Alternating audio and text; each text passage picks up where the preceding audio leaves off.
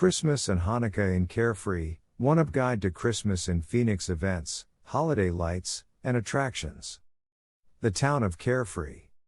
Christmas in Carefree is a holiday light display at the Carefree Desert Gardens, located about 50 minutes outside of downtown Phoenix. Visitors can take a self-guided walking tour to see the 25-foot Christmas tree under the largest sundial in the Western Hemisphere and stroll garden pathways of Sonoran desert flora and fauna decorated with thousands of sparkling lights. While the tree lighting ceremony is canceled in 2020, the lights are up for visitors to enjoy throughout the season. The Chanukah Menorah lighting festivities kick off on December 10, 2020. And continue for all 8 nights of Hanukkah until December 17.